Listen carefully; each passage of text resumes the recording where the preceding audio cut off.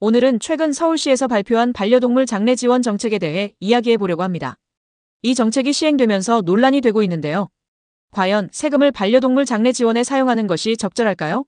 서울시 반려동물 장례 지원 정책이란 서울시는 2025년 4월 1일부터 사회적약자 반려동물 장례 지원 정책을 시행합니다. 기초생활수급자, 차상위계층, 한부모 가족이 대상이며 반려동물이 사망할 경우 본인이 5만 원을 부담하면 기본적인 장례 서비스를 받을 수 있다고 합니다. 서비스에는 염습, 추모 예식, 화장, 수분골 봉안 및 인도가 포함됩니다. 정책의 목적. 반려동물 사망 시 경제적 부담을 줄이고 불법 매장이나 종량제 봉투 처리를 방지하자는 취지라고 합니다.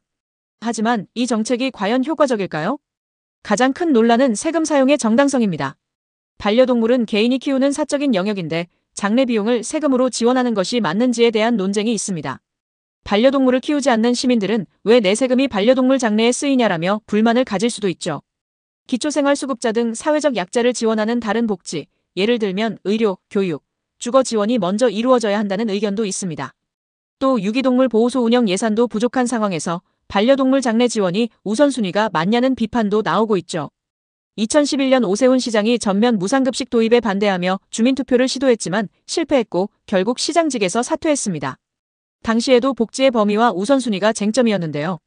이번 반려동물 장례 지원 정책도 결국 세금의 사용 범위에 대한 논란이라는 점에서 비슷한 문제를 안고 있습니다. 반려동물을 가족처럼 여기는 사람들에게는 긍정적으로 보일 수도 있습니다. 하지만 반려동물을 키우는 것은 경제적 부담이 크죠.